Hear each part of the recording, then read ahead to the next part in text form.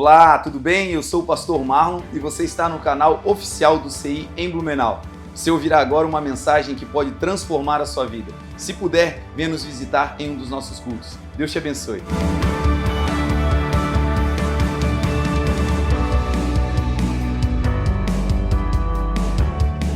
Colossenses 1, a partir do verso 12. Quem achou, diga amém.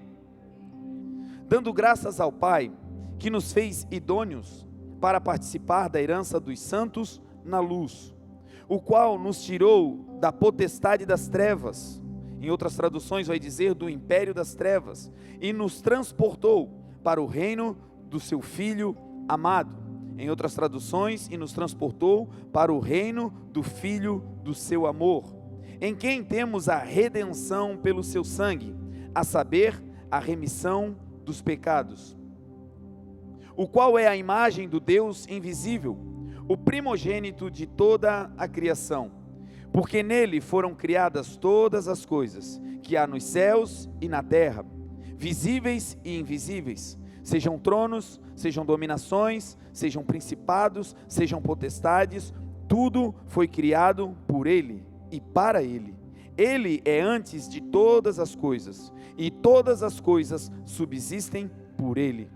Ele é a cabeça do corpo da igreja, é o princípio e o primogênito dentre os mortos, para que em tudo tenha a preeminência, porque foi do agrado do Pai que toda a plenitude habitasse nele. Amém? Oremos. Senhor Jesus, muito obrigado por mais uma vez nos dar a oportunidade de, como igreja, nos reunirmos para ouvir a Tua voz. O que te peço agora, Senhor, fortalece a cada coração, abençoa a mente, Senhor, e nos dê agora a capacidade de absorção. Faz de nós uma boa terra, aquela terra que vai receber a semente poderosa do Evangelho, do Reino de Deus, e que vai perseverar, e que vai tratar essa semente de tal maneira que ela possa germinar e dar frutos, e frutos que permaneçam. Senhor, que tudo aquilo que nos atrapalha nessa noite caia por terra, que toda ansiedade, que toda distração, que toda demanda ou preocupação com o futuro, que nesse momento fique estancada, estagnada, e que a nossa atenção e as nossas energias se voltem apenas ao Senhor. Seja agora o centro, Senhor, da mensagem, seja agora o centro dos nossos olhares, seja agora o centro da nossa audição, seja agora o centro dos nossos pensamentos, que em tudo o Senhor tenha a primazia, a preeminência, que em tudo o Senhor seja supremo nesse lugar. Que aconteça conosco o que João disse: importa que nós diminuamos e que o Senhor cresça.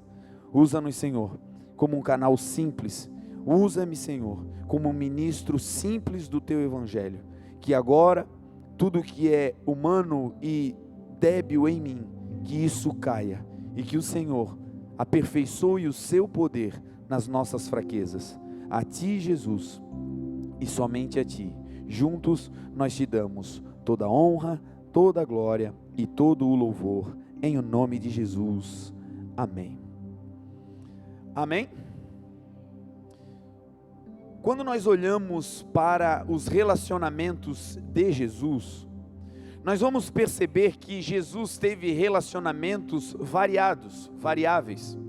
Os relacionamentos de Jesus, eles eram variados na sua extensão, eram variados no grau de intimidade que ele tinha com as pessoas, era variado também no tempo de duração desses relacionamentos, era variado no que tange também a proximidade que ele tinha com as pessoas com as quais ele se relacionava.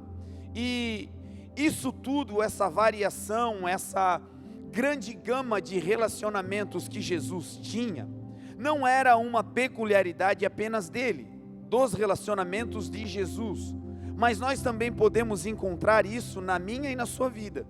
Os relacionamentos que nós temos, eles também são variados. Jesus, quando andou nessa terra, ele se relacionou de maneira duradoura com algumas pessoas. Algumas pessoas tiveram a oportunidade de caminhar com Jesus cerca de 33 anos. A sua família, o seu núcleo mátrio foi privilegiado porque caminharam com Jesus desde a sua mais tenra infância até que Jesus fosse crucificado e ali na cruz do Calvário entregasse a sua vida para nos salvar. Outras pessoas tiveram com Jesus um relacionamento instantâneo, um relacionamento curto, um relacionamento de apenas cruzar o seu caminho. Foram pessoas que ouviram falar de Jesus e porque ouviram falar, determinaram no seu coração que iriam aonde ele estava passando, como aconteceu com Zaqueu, que decidiu ir até onde Jesus estava, entretanto não conseguiu por conta de uma multidão, então ele vai mais adiante e ele vai entrar em um lugar de intercepção, ele vai entrar num lugar onde o seu caminho vai se cruzar com o caminho de Jesus. Não foi uma relação extensa, não foi uma relação longa, foi apenas um olhar de Jesus, uma palavra sendo liberada, chamando ele pelo nome, declarando: desce depressa, porque hoje eu vou dormir na sua casa. E a partir desse relacionamento superficial, coisas poderosas aconteceram. Outras pessoas tiveram um relacionamento ainda menor, trocaram com Jesus poucas palavras, como o ladrão da cruz, por exemplo, que teve um diálogo com o Senhor, que não durou mais do que 40, 50 segundos. As poucas palavras que aquele ladrão da cruz declarou para Jesus, somavam-se 2 ou 3 frases, e foi no final da sua vida, então, um encontro no momento da morte com o Senhor Jesus, e que logo a morte, logo a passagem dessa vida temporal, dessa vida natural para a eternidade, aconteceu na vida daquele ladrão, na vida daquele homem, e ali ele teve então um encontro com Jesus. Na minha e na sua vida também é assim, nós nos relacionamos com pessoas que essa relação é duradoura, a nossa família, por exemplo. Se nenhuma anormalidade nos acometer, o natural, o curso natural da vida é que nós tenhamos uma relação desde o nascimento até a partida com os nossos filhos, por exemplo. O curso natural da vida é você que é pai, que é mãe, ter a companhia dos seus filhos até você partir. O natural é os pais partirem antes dos filhos. Outros relacionamentos nossos serão diminutos. É gente que nós vamos encontrar num ônibus, indo para o mesmo destino, ou talvez apenas serão companheiros no trajeto e que vão se sentar ao nosso lado, talvez vão receber de nós um bom dia, uma boa tarde, um cumprimento, talvez um aperto de mão, e depois, quem sabe, nunca mais veremos essas pessoas que, de certa maneira, se relacionaram conosco naquele ambiente. Então, as relações são variadas, eram em Jesus e também são conosco. Mas o que faz a grande diferença, o que diferencia os relacionamentos de Jesus conosco e os nossos relacionamentos interpessoais, é que com Jesus, coisas poderosas aconteciam, independente da duração do relacionamento. Coisas extraordinárias aconteciam com as pessoas que cruzavam o caminho de Jesus e talvez nunca mais o veriam novamente. Nós, seres humanos, nós temos uma regra inconsciente, e essa regra, ela é norteadora para as nossas atitudes. Essa regra, ela é uma regra implícita, ela não é uma regra clara, mas de maneira intuitiva, quase todos nós usamos essa regra quando é relativo a relacionamentos. E qual é a regra? A regra é que, para nós darmos coisas valiosas às pessoas, esse relacionamento precisa ser íntimo. Para nós darmos algo valioso para alguém, essa pessoa precisa ter conosco intimidade, e o seu relacionamento deve ser conosco também duradouro. Nós não damos coisas valiosas, geralmente, naturalmente, para pessoas que nós não veremos mais, ou que até então não conhecíamos.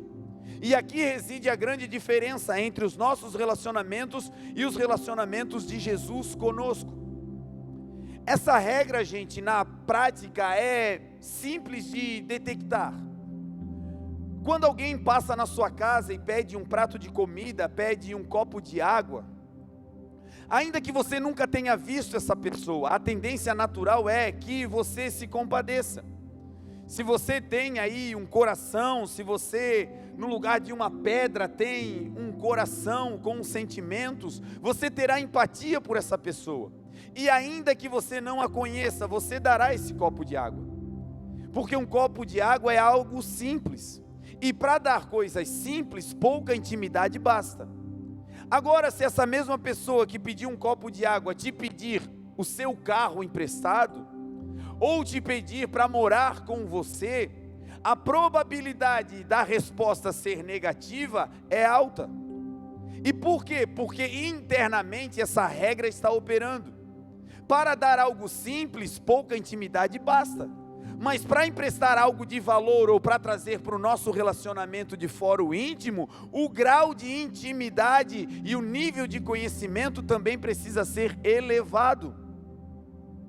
As crianças, elas aprendem de maneira incipiente, elas aprendem a utilizar essa regra. Não sei se você já fez parte disso, mas é provável que você reconheça essa regra em prática quando você precisa dela. Geralmente crianças, quando ganham um presente, a ideia delas é, se o presente é legal, ir para a rua, compartilhar, brincar com outras crianças. E eu me lembro que na minha época de infância, o presente mais top das galáxias era ganhar uma bicicleta. E quem ganhava uma bicicleta naquela época se tornava o centro das atenções no núcleo das crianças. Era um grande evento ter uma bicicleta. E eu me lembro que quando alguém ganhava uma bicicleta, ficava todo mundo olhando ele passear com aquela bicicleta pela rua. E todo mundo ficava até vibrando, olha que linda, olha que bonita, até que ele parasse a bicicleta. E quando ele parasse, todo mundo corria para perto e logo vinham aqueles pedidos. Qual era o pedido? Deixa eu dar uma voltinha, deixa eu participar aí desse negócio, deixa eu ver se é legal, deixa eu ver se é boa mesmo. E as crianças, quando saem com algo novo, recebem recomendação dos pais. Os pais naturais dizem, cuida filho. Os pais mais prudentes, para não dizer suvina, mão fechada, muquirana, a recomendação desses pais vai além, não deixa ninguém andar nesse negócio, não empresta isso para ninguém. E aí então a criança está ali com aquela informação, e aí essa regra vai entrar em ação. Como as crianças usam isso? De maneira intuitiva. Elas dizem, deixa eu andar. E se o dono da bicicleta não deixa, a regra vai começar a entrar em ação. E como essa regra entra em ação? A criança que quer andar vai dizer, eu sou teu amigo. E se não cair a ficha do dono da bicicleta, ela vai mais longe e vai dizer, poxa, eu sou o teu melhor amigo. Se você é o dono da bicicleta, você fica constrangido, você se sente um mau caráter. E não deixar o seu melhor amigo usar, meu Deus do céu. Essa regra está em operação. E qual é a regra? Quanto maior a intimidade, maiores são as coisas de valor que nós recebemos das pessoas. Quanto maior é o grau de intimidade, quanto maior é o tempo dessa relação, maiores são os moveres que nós teremos nessa relação. Isso é uma regra humana. E a grande diferença dos relacionamentos humanos para o relacionamento com Jesus está fixado nesse tema. Graças a Deus que Jesus não leva em consideração a nossa relação pregressa com Ele. Ele não olha para nós e aplica essa regra dizendo, bom, se você me segue, se você está tendo uma vida ilibada, se você está tendo uma conduta boa, se você já se relaciona comigo há muito tempo, então eu te darei algo, então eu farei algo por você. Com Jesus não é assim. Jesus faz coisas poderosas com gente que apenas crê no seu nome e encontra Ele pela primeira vez. A regra com Jesus não é um histórico de relacionamento. A regra com Jesus é apenas se aproximar, é cruzar o caminho. Jesus libera coisas grandiosas e poderosas para gente que se encontrou com Ele uma única vez. Isso é maravilhoso porque nos inclui a todos. Aqueles que estão já no Evangelho há muitos anos, aqueles que estão tendo uma caminhada com o Senhor já de longa data, o Senhor também libera coisas poderosas sobre você. Mas talvez você está aqui e você está voltando para o Evangelho. Um contato seu com Jesus muda a tua história, e Ele não leva em consideração o tempo da ignorância, o tempo em nós estávamos caídos. Um contato com Ele, coisas poderosas são liberadas, e vai acontecer hoje para a glória de Deus. Outras pessoas estão literalmente chegando, pessoas que nunca ouviram falar do Senhor, pessoas que estão entrando na igreja pela primeira vez, e aí ficam olhando dizendo, olha, para algo grandioso acontecer, precisa de algo grandioso da minha parte. E não, o grande está em Deus, porque dele, por Ele, para Ele são todas as coisas. Nós só precisamos ter um contato com Jesus. O ladrão da cruz teve uma vida pregressa errônea, teve toda uma história de destruição, alguém que andava subtraindo das pessoas. E quando nós falamos em ladrão, quando nós falamos em subtração, de maneira literal, esse ladrão era realmente alguém que usurpava, que tomava bens de outros. Mas existem ladrões de várias espécies. Existem pessoas que são especialistas em roubar a alegria. É gente que tudo que você diz, todo projeto, todo sonho, elas têm uma capacidade de desanimar, de jogar para baixo, de roubar o sorriso do teu rosto. Existem ladrões que são ladrões do equilíbrio emocional. Gente que só de estar perto dá raiva.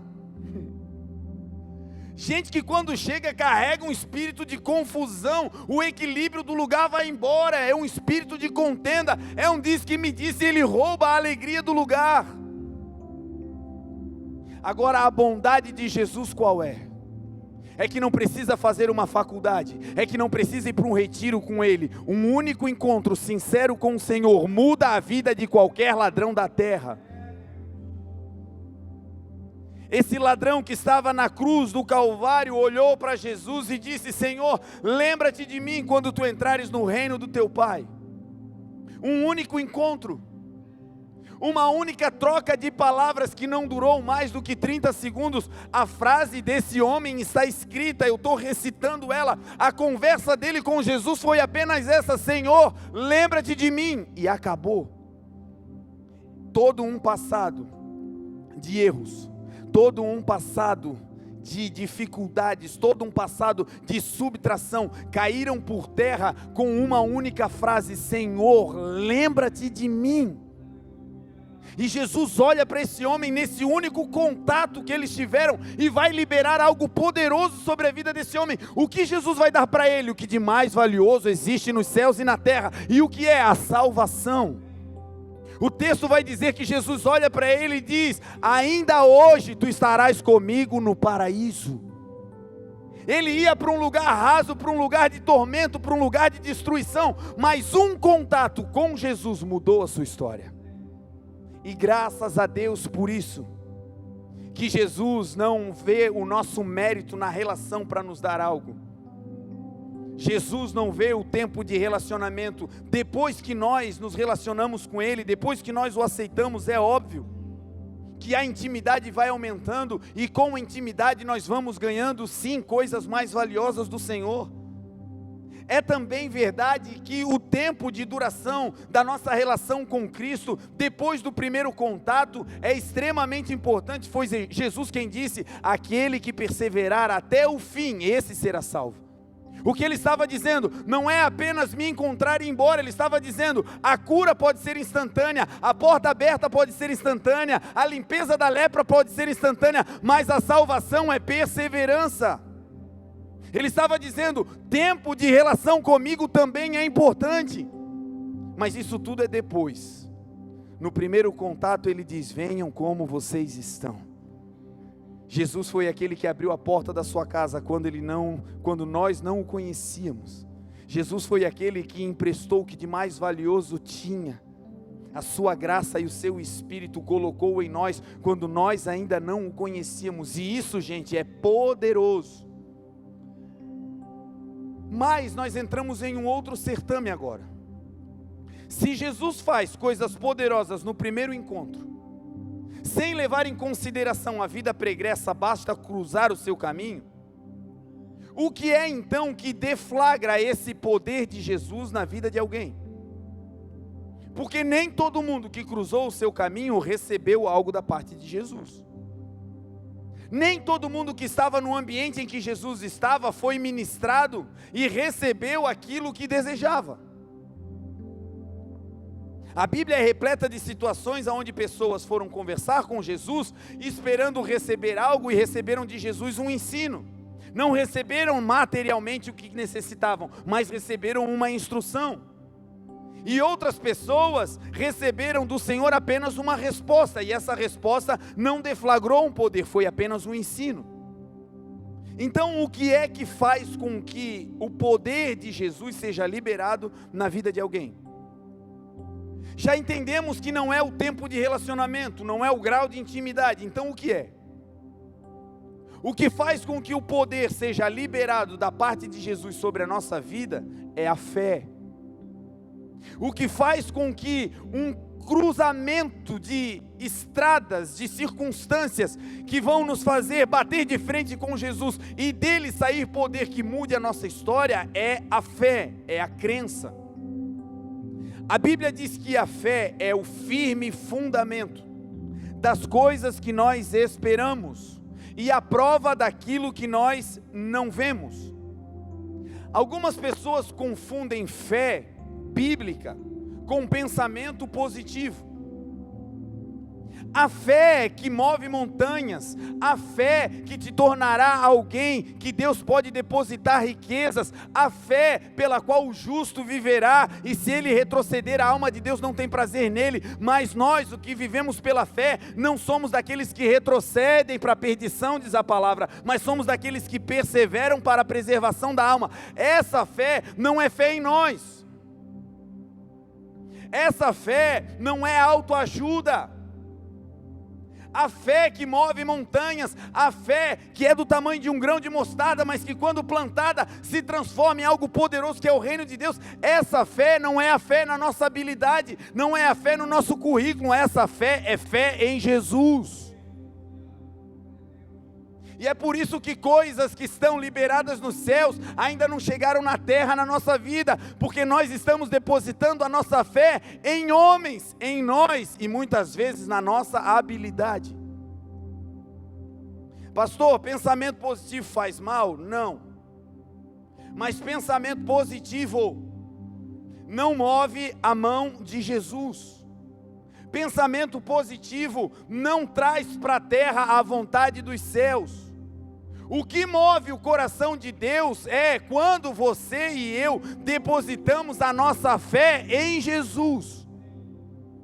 Então, quando você vai precisar de uma porta aberta de emprego, você faz o seu currículo, envia, ou vai lá, bate na porta, e aí você fica torcendo: meu Deus, tomara que abra essa porta, tomara que abra, meu Deus, o meu currículo é bom, meu Deus, eu estou com um pensamento positivo, e isso tudo faz até bem para a alma, mantém o ego elevado, mas não é isso que vai fazer com que a porta se abra.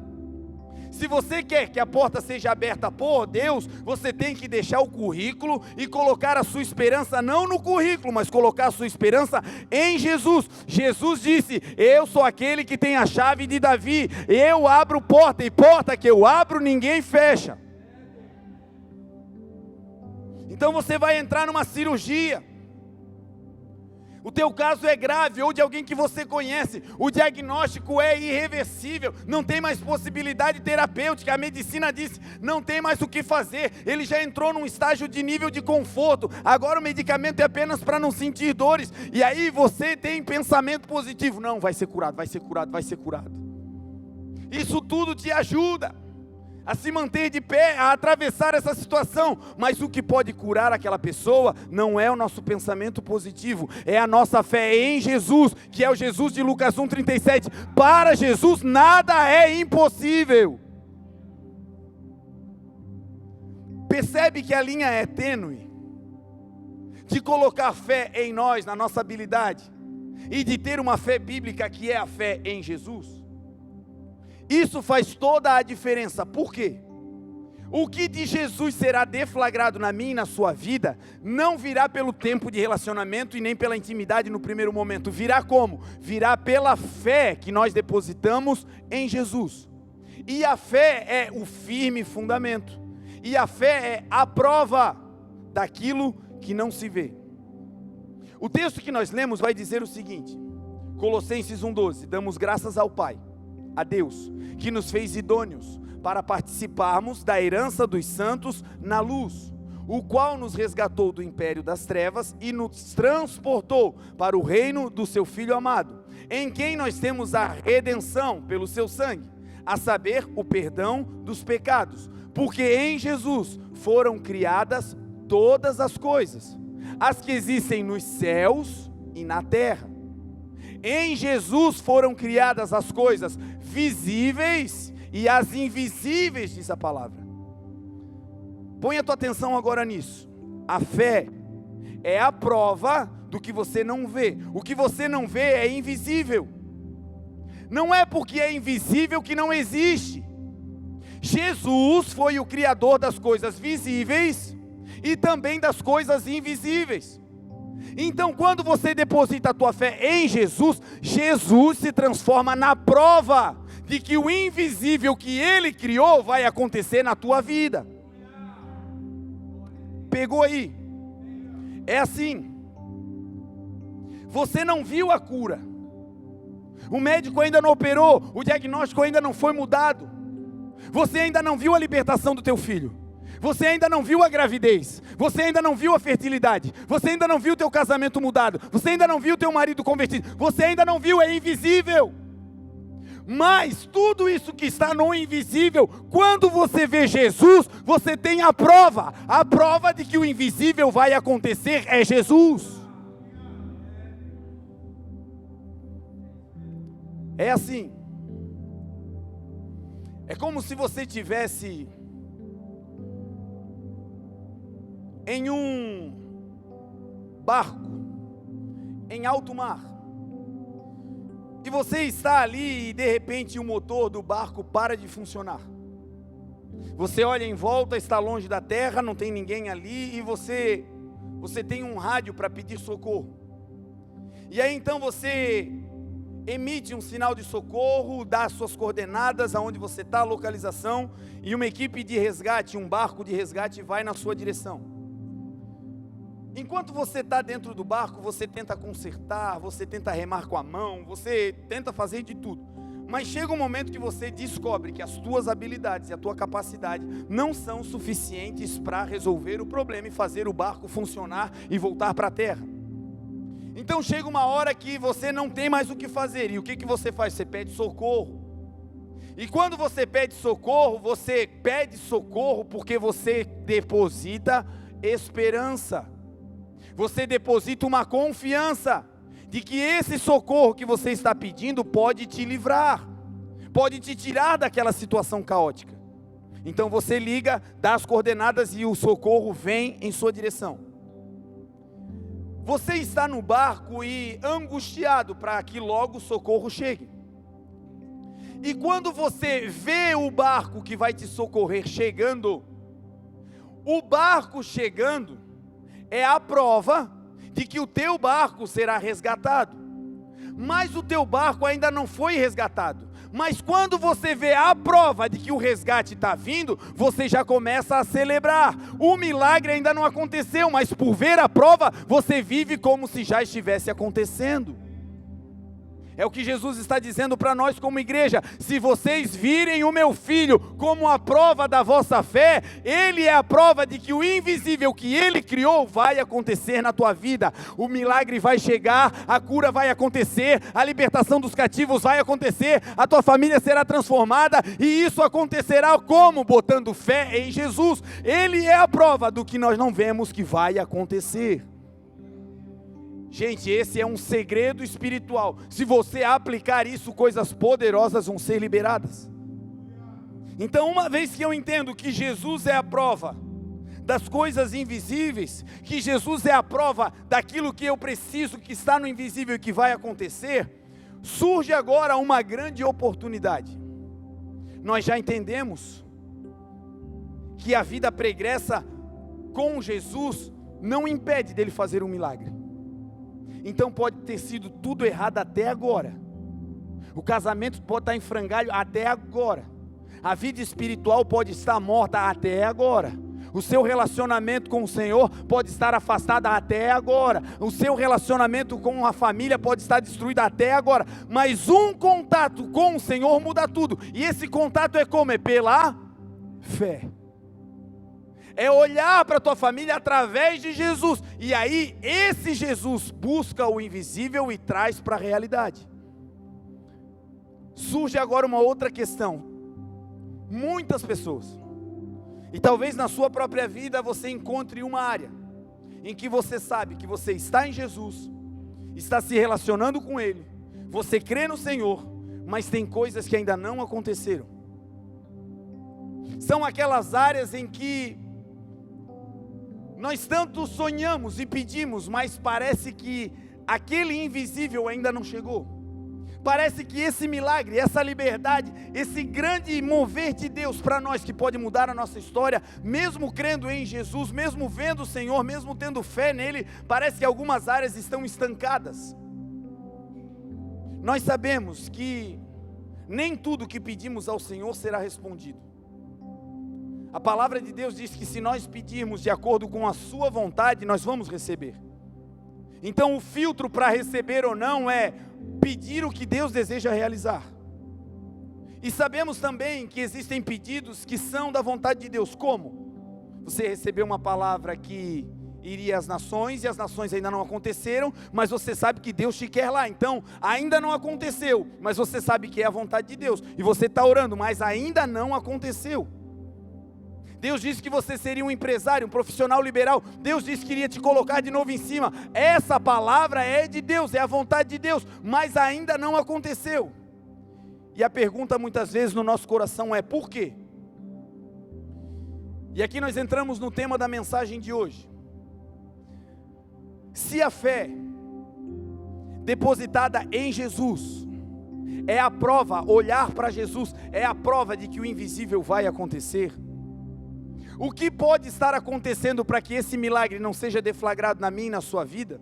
Não é não estar vendo Jesus ou não crer nele, mas é estar vendo Jesus por um ângulo que limita a tua visão. É olhar para Jesus por um ângulo no qual você não consegue vê-lo na plenitude. É olhar para Jesus em um ângulo que você o veja de maneira restrita, e aí o poder que ele tem não muda. Mas a nossa crença é diminuta, e por isso o milagre não acontece. Lembra da mulher que estava no poço? Ela estava no poço de Samaria, ela veio pegar água.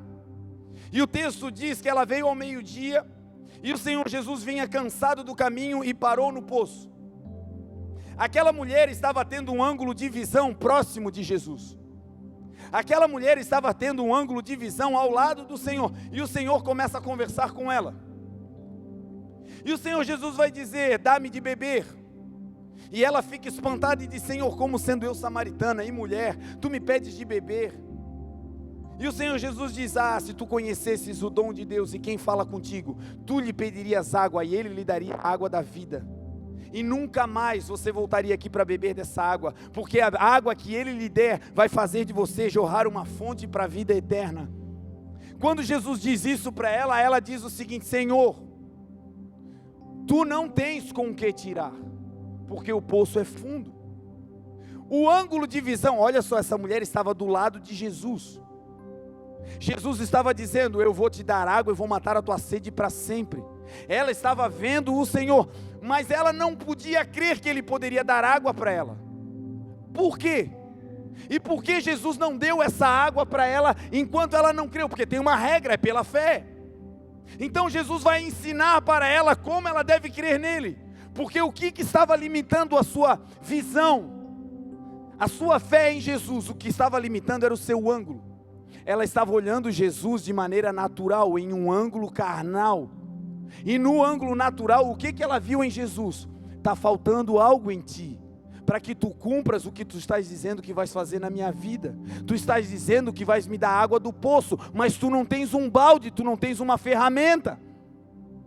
Ela estava olhando para o que Jesus estava dizendo, e de maneira natural ela estava dizendo: tu não tens capacidade, habilidade natural para cumprir o que tu estás dizendo. E muitas vezes o Senhor está dizendo: eu vou realizar, eu vou abrir, eu vou sanar a tua sede, eu vou te dar a provisão, eu vou te mover de lugar, eu vou te colocar num lugar alto. E a gente olha carnalmente para Jesus e diz: como? Ela estava procurando em Jesus um balde, porque o ângulo de visão dela era terreno, era carnal. E o que ela deveria procurar? Procurar em Jesus, não o balde, mas a água, que é a palavra. Então o Senhor pode estar te dizendo: eu vou te elevar, eu vou te levar a lugares, eu vou te soprar, eu vou fazer coisas na sua vida. Mas se você tiver com uma visão, com um ângulo natural, esse ângulo restringe o poder. E como é que Jesus vai mudando o ângulo? Jesus vai dizer para ela: mulher, vai chamar o teu marido. E ela começa a dizer: Senhor, eu não tenho marido, eu tive 5. Jesus vai dizer para ela: a verdade, tu disseste, tu tens 5, tivesse 5 maridos, esse que agora você tem não é teu. E ela olha para Jesus e diz: vejo que tu és profeta. Percebe que no começo ela está falando de balde, no começo ela está falando de água natural, no começo ela está falando de ferramenta. Ei, tu não tens o dinheiro para me emprestar, ei, tu não tens o remédio para me curar, tu não tens. Ela está procurando naturalmente, e esse Jesus está tentando curar a vida dela com aquilo que ele tem de melhor, que é a água espiritual que está dentro dele, não pelo lado de fora. E agora ele vai dizer para ela: vai chamar o teu marido. E aí agora ela se abre, e Jesus vai dizer para ela: agora tu estás falando em verdade. O que é a verdade? A verdade é o mundo espiritual. Esse mundo aqui é passageiro, esse mundo aqui é finito, mas o mundo espiritual é a verdade. Quando ela fala em verdade, os olhos espirituais se abrem, e quando se abrem, ela vê não apenas a falta da ferramenta, agora ela vê o que Jesus é por dentro. Ela diz: tu és profeta. Então é possível, gente, estar do lado de Jesus, é possível estar perto dele, ele doido para liberar coisas poderosas, mas o ângulo pelo qual nós estamos vendo alterar o poder que ele pode liberar sobre nós. Um outro ângulo que pode dificultar o acesso à liberdade do poder de Jesus sobre nós, é quando nós estamos vendo Jesus à distância. É quando o ângulo pelo qual você está vendo Jesus é um ângulo distante. A primeira coisa que acontece quando você vê algo distante é que a sua visão, ela minimiza o tamanho daquilo que você está vendo. Quem olha Jesus de longe acha que é normal. Quem olha Jesus de longe acha que é coisa de doido. Quem olha Jesus de longe diz: é história, porque vê Jesus pequeno. Mas à medida que vai se aproximando, vai vendo que Jesus vai crescendo. À medida que vai chegando mais perto, vai tendo uma visão compreensível do tamanho real que Jesus tem. E Jesus não é homem para mentir, não é filho do homem para se arrepender. Quando Jesus libera uma palavra, essa palavra se cumpre. Ele é do tamanho de Deus, ele é Deus, diz a palavra. Então às vezes nós estamos olhando Jesus de longe, os discípulos no barco, eles estavam vendo Jesus. O texto diz que Jesus multiplicou pães e peixes, no final do dia despediu a multidão, subiu para orar, mas antes de subir para orar, mandou os discípulos atravessarem um lago. Jesus disse: passem para o outro lado, e os discípulos entraram no barco e uma tempestade começa. Jesus sobe a montanha e vai orar, e o texto diz que na 4ª vigília da noite, no momento mais escuro, no momento de maior densas trevas, o Senhor Jesus entra no mar para ir na direção dos discípulos. O Senhor Jesus vai marchando sobre a tempestade e chega em um determinado momento que os discípulos veem Jesus no meio da tempestade, de madrugada, num caos. E quando eles olham Jesus, o que eles dizem sobre Jesus, vendo de longe? Eles dizem que é um fantasma. Era Jesus se aproximando, era Jesus se movendo na vida deles, mas porque eles estavam vendo Jesus de longe, eles confundiram uma ação do bem com uma ação do mal. Quando a gente está longe, Jesus está tirando coisas do nosso caminho que a gente está achando que é o inimigo. Quando a gente está vendo Jesus de longe, tem portas se fechando, tem trovoadas, tempestades, vento contrário, e parece que é um levante do inimigo, quando não, é só porque ele está longe. Quando ele se aproximar, você vai ver, sempre foi Jesus. Quem é de Deus, o maligno não toca. Todas as coisas cooperam para o bem, para o bem, para o bem, daqueles que amam a Jesus e são chamados segundo o seu propósito. De longe parece do mal. É ele fazendo algo que a gente diz, eu não sei por que isso. Se eu estou obedecendo, por que essa tempestade? Se eu estou me rendendo à sua vontade, por que esse vento contrário? Se eu estou fazendo o que ele me pediu para fazer, por que essa escassez? Por que esse abandono? Por que essa traição? Por que esse esquecimento? Por quê? Talvez você não tenha os porquês para essa resposta, mas você vai ter os praquês dessa resposta. Todas as coisas estão cooperando para o teu bem, para o teu crescimento, para uma experiência sobrenatural, para uma maturidade de fé, para uma vida espiritual equilibrada, para um dia ser uma referência dizendo, eu já passei por tempestades e o Senhor foi comigo. Então de longe, gente, a primeira dificuldade é que ele fica pequeno. E Jesus é grande. Salmo 48 vai dizer, grande é o Senhor e muito digno de louvor, na cidade do nosso Deus e no seu santo monte. Jesus é maior do que os nossos problemas, é maior do que as nossas dores, é maior do que as nossas mazelas. Jesus é maior que tudo, Jesus é grande. E se esse problema está maior do que a visão que você tem de Jesus, o segredo é, mude o ângulo, chegue mais perto, te afasta do problema e se aproxima de Jesus, e você vai ver que esse gigante não se compara ao teu Deus. Uma outra coisa que acontece quando estamos distantes do Senhor, é que essa distância que nós estamos dele, esse ângulo de visão distante, permite com que muitas coisas entrem, fiquem no caminho, se interponham entre nós e Jesus. Quanto mais distantes, mais coisas no caminho, trevas da noite, a tempestade, o vento contrário, a borda do barco, tudo isso estava entre os discípulos e Jesus, porque ele estava distante, eles estavam vendo Jesus de longe. Quantas vezes, irmãos, pela distância nós colocamos o emprego na frente, o trabalho na frente, as metas na frente, as dores na frente, o cansaço na frente, a fadiga na frente, o medo na frente, o trauma na frente, e tudo isso são coisas que existem. O mar revolto não era fantasia dos discípulos, era real. O perigo de morte não era fantasia ou trauma dos discípulos ou milindre deles, não, era real, tudo isso estava ali. Mas como isso tudo ia sair dali? Quando eles mudassem o ângulo e se aproximassem de Jesus, a tempestade continuaria, mas não entre eles e Cristo. E aqui está o segredo, vamos correr para Ele até que as tempestades saiam do nosso meio? Vamos correr para Ele até que o medo e os traumas saiam do nosso meio? Vamos correr para Ele? Vamos mudar o ângulo de visão e se aproximar dEle e ver Jesus do tamanho que Ele é? A Bíblia diz que Jesus é o nosso pastor, igreja, e com Jesus nada nos faltará. Talvez hoje você esteja em uma dificuldade que o homem não pode ajudar. Talvez hoje você esteja em uma dificuldade em que o mundo natural não pode resolver o seu problema. Mas a solução está em algo simples, mudar o ângulo de visão. Se Ele estiver longe, tiver coisas na frente, vamos tirar tudo da frente e correr para Jesus.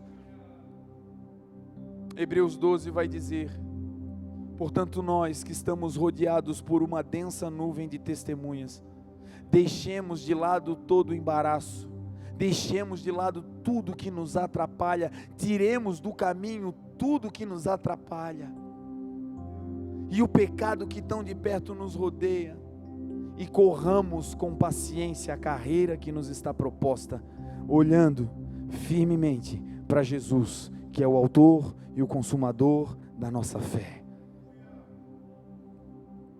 Quando nós estamos distantes, às vezes nós não temos força para chegar perto. E quem sabe essa seja a sua dor. Você deseja parar com isso que te afasta do Senhor, mas você já não consegue mais. Você deseja deixar o Senhor em um lugar de prioridade na sua vida, mas a distância que você e Jesus estão, você não consegue mais romper, não consegue mais vencer.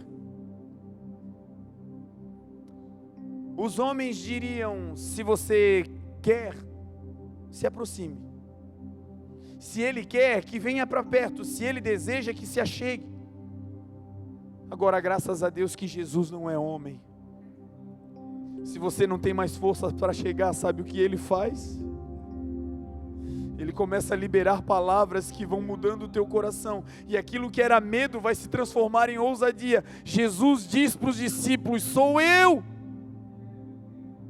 Vocês estão me vendo de longe, mas continuo sendo eu. Eu estou pequeno na visão de vocês, mas eu continuo sendo Deus, sou eu. Jesus. O Jesus que com uma palavra estanca o medo. Eles estavam apavorados, mas uma palavra de Jesus bota o medo embora. Aqueles discípulos agora são tomados de ousadia. E um deles vai vencer a primeira barreira, vai tirar o primeiro embaraço da frente dele e do Senhor. E qual é? A borda do barco. Pedro vai dizer: Senhor, se és tu. Perceba o texto. Eles viram Jesus, mas viram de longe. Porque viram de longe, acharam que era um mover do mal. E agora Jesus está falando. Mas porque ele está longe, mesmo ouvindo a palavra e querendo obedecer, existe um medo. Ei, olha para mim. Tem coisas que você vai obedecer, e obedecendo você ainda terá algumas dúvidas no coração. Tem decisões que você vai tomar em fé, debaixo da palavra, mas você ainda vai fazer dizendo: meu Deus, será que eu estou certo nisso aqui? Será que eu não estou doido de dar esse negócio? Será que eu não estou doido de me... Será que não é coisa da minha cabeça, Senhor? Pedro recebe a palavra, mas porque Jesus estava distante, o texto vai dizer que ele diz assim: Senhor, se és tu. Esse se és é dúvida. Esse se és é: eu não consigo te enxergar direito, eu não estou te vendo bem, tu ainda estás distante, mas eu reconheço a tua voz. Se és tu, Senhor, deixa eu ir ter contigo andando sobre as águas. E agora Pedro vai vencer a primeira barreira, vai tirar o primeiro problema entre ele e Jesus, e ele vai andar na água. E o ângulo de visão de Pedro agora vai começar a mudar. Ele não vai mais ver como os discípulos que estão no barco. Ei, eu quero profetizar sobre a tua vida. Essa ousadia de fazer algo que ninguém fez vai te dar um ângulo de visão que os demais não têm. Essa tua ousadia de seguir a Jesus vai te fazer ver Jesus de uma maneira que aqueles que estão no barco ainda não estão vendo. E você, por essa ousadia e por essa fidelidade, por essa obediência, vai ser o responsável para levar Jesus para o barco, para aqueles que não saíram. Crê no Senhor Jesus, e será salvo tu, e não somente tu, mas toda a tua casa. Tem gente que está aqui recebendo palavra para voltar para casa e levar Jesus para esse barco, e levar Jesus para a empresa, e levar Jesus para a família, e levar Jesus para aquele bairro, para aquela nação, e levar Jesus para onde for. Aqueles que estão no barco vão ver Jesus por causa da ousadia daqueles que saíram. Pedro sai e o ângulo de visão começa a mudar. Quando ele começa a ver Jesus do tamanho que Jesus realmente é, ele começa a flutuar sobre os problemas. O problema está ali, a tempestade está ali, mas agora a tempestade não pesa mais no coração de Pedro. A dívida ainda está ali, a dor ainda está ali, o abandono ainda está ali, mas não pesa mais. Agora você está leve debaixo da palavra e olhando pelo ângulo certo, se aproximando de Jesus. E à medida que ele vai se aproximando, o ângulo de visão vai mudando, e ele vai tendo crença, e agora ele vai flutuando sobre as águas, até que ele tira o seu ângulo de visão de Jesus, e olha para o vento. O que é olhar para o vento? É olhar para o invisível, é olhar para os sis da vida. E se não der certo? E se a porta não se abrir? E se não tiver remédio? E se? É olhar para o vento. Nós não nos movemos olhando para as conjecturas humanas. Nós nos movemos olhando para Jesus, que é o autor e o consumador da nossa fé. Ele tira os olhos do Senhor e olha para o vento. E quando ele olha para o vento e tira os olhos, quando ele muda o ângulo de visão, ele afunda. Quando ele começa a afundar, ele vai ter uma outra oportunidade linda, de olhar Jesus por um outro ângulo. Ele viu Jesus crescendo. À medida que ele se aproximava, Jesus ia crescendo na sua imagem.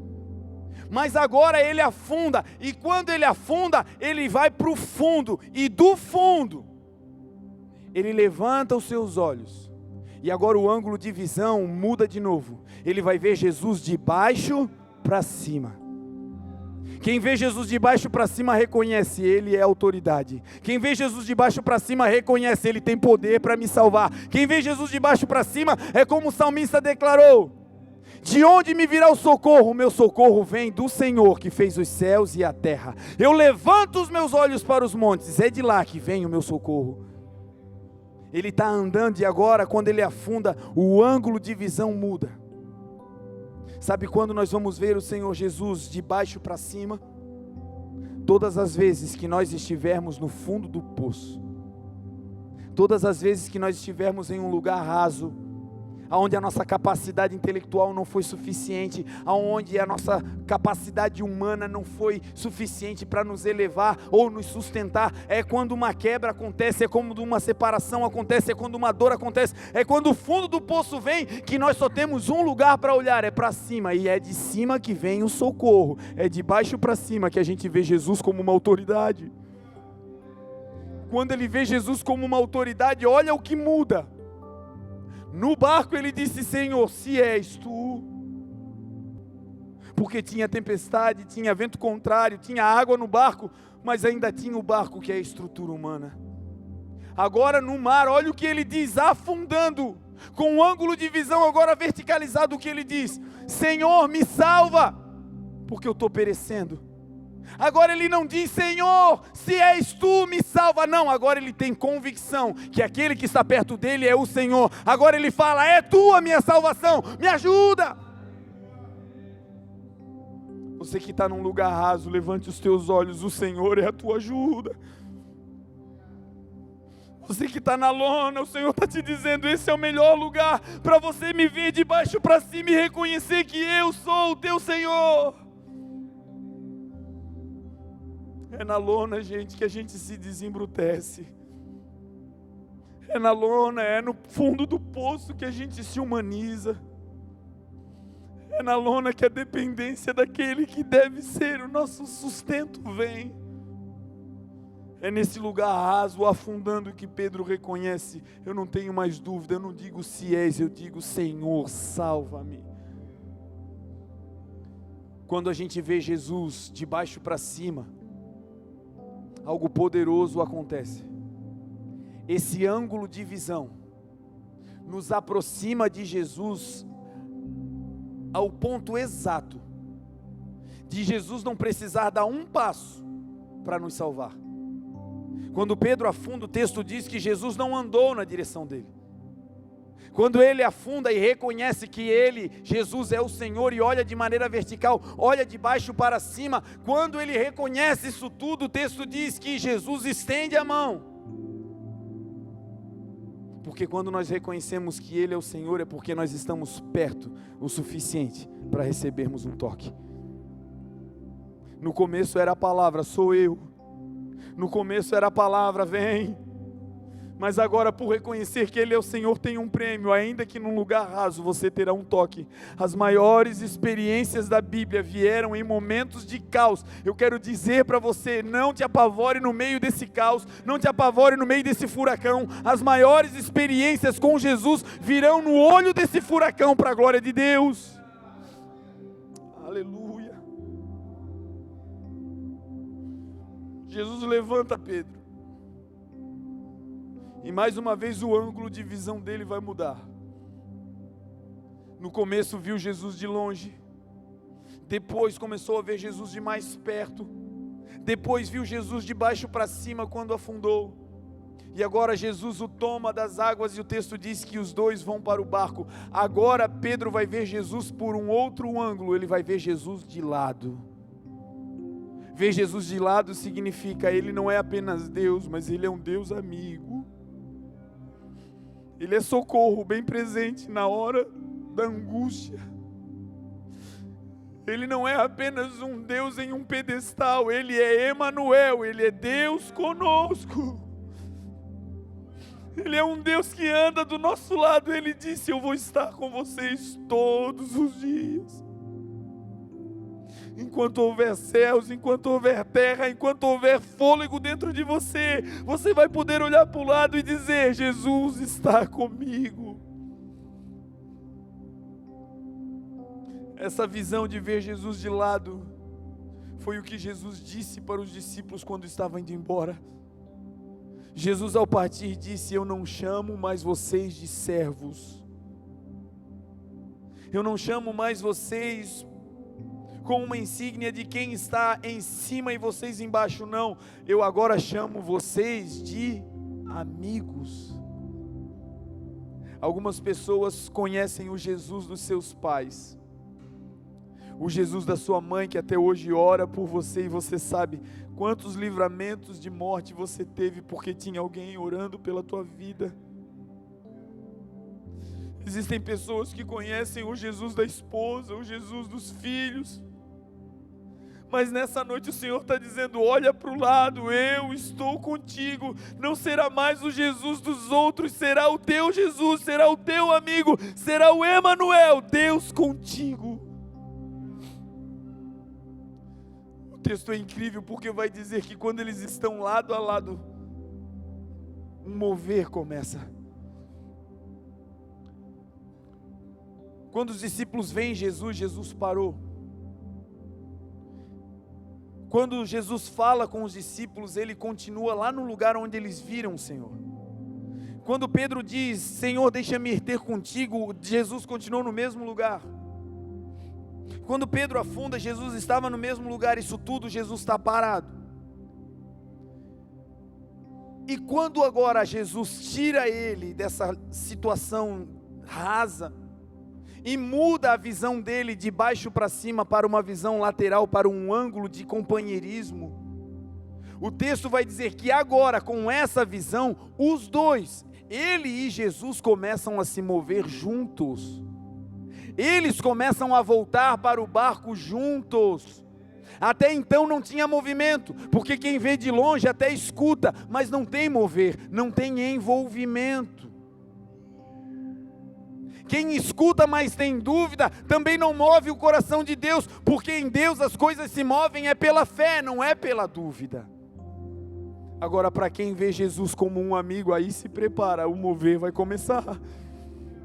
Os dois começam a se mover juntos. Você nunca mais vai se mover sozinho. Jesus vai ser o teu companheiro de jornada. A Bíblia diz que Jesus é aquele que vai guiar os nossos passos. Ele é lâmpada para os nossos pés e luz para o nosso caminho. Quando nós vemos Jesus de lado, então o mover começa. E eles vão se movendo juntos. Por esse ângulo de visão, o companheirismo, a parceiragem, o Emanuel vai guiando Pedro, um do lado do outro, e eles entram no barco. E aí agora a visão, o ângulo vai mudar de novo. Quando eles entram no barco, não apenas Pedro vai ver Jesus como alguém companheiro, mas todos aqueles que estavam vendo a cena de dentro do barco, pela zona do medo, agora também vão receber a dádiva de ver Jesus como um companheiro de jornada. E olha o que vai acontecer. Enquanto Jesus fala, ainda tem tempestade. Quando ele diz Pedro vem, ainda tem onda. O mar está revolto, está tudo dando errado. Enquanto Jesus pega Pedro e tira ele das águas, ainda tinha tempestade, ainda tinha vento contrário, ainda estava tudo virado. Mas quando Jesus entra no barco, debaixo de um mover de companheirismo, quando eles entendem que Jesus é amigo, e Jesus entra no barco, o texto diz que ao entrar no barco se faz completa bonança. A tempestade só acabou quando Jesus entrou no barco, que significa dizer, todas as experiências que você teve com esse Jesus amigo do lado de fora, na igreja, em lugares distantes, vão começar a acontecer na tua casa, no teu trabalho, no núcleo de segurança. É ali que um poder sobrenatural vai começar a acontecer. E quando Jesus é companheiro em casa, a casa tem paz. Quando Jesus é companheiro no casamento, o casamento tem paz. Quando Jesus está no centro, tudo tem paz. Aleluia.